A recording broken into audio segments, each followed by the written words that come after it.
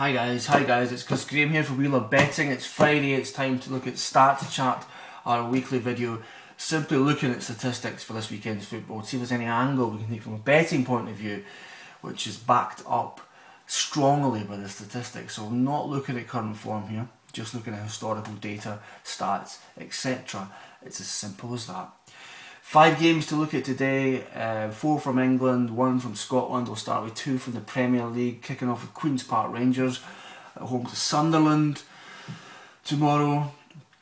The stats very much in Sunderland's favour here. A very strong head-to-head record against Queen's Park Rangers here, very strong. Unbeaten in 11 games against QPR, played 11, won 7, drawn 4, lost 0. They beat them 5 times in a row between 2005 and 2012. Just been bullying QPR really in the Premier League in the second tier, and a very dominant display for Sunderland against Queen's Park Rangers.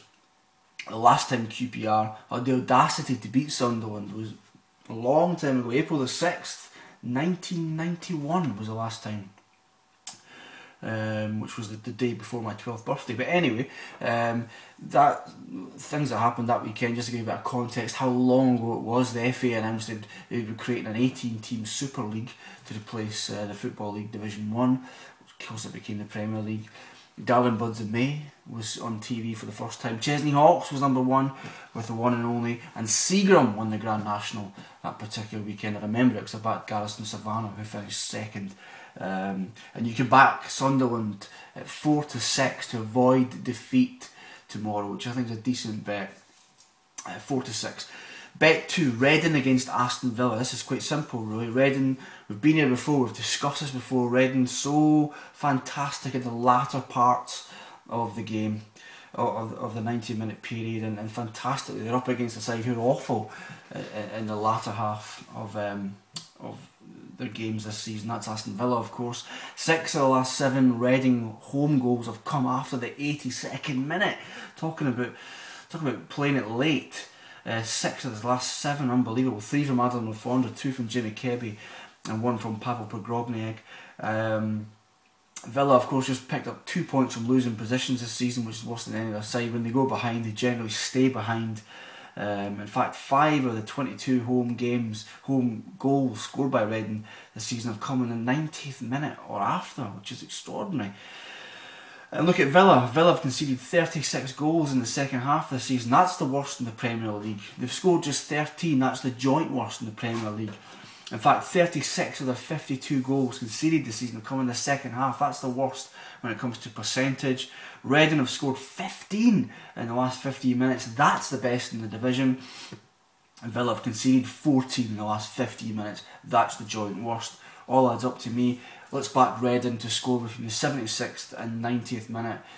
And you can get that 2-1 with Ladbrokes. Decent bet. The stats absolutely hammering that. Saying that's a great bet, so I like that. Bet 3, really simple stuff here. Burnley against Hull on Monday night, I believe.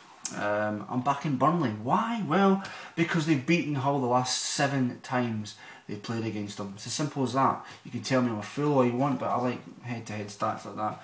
And they've beaten Hull 7 times in a row, including thrashing them 4-1 and 4-0 in recent years. Hull's last victory in this fixture was on March the 4th, 2008. Actually 4 red cards in that game 5 years ago, just over 5 years ago now. So Burnley won 7 in a row. That's good enough for me. I'll back them at 7-4 to win again on Monday night at home.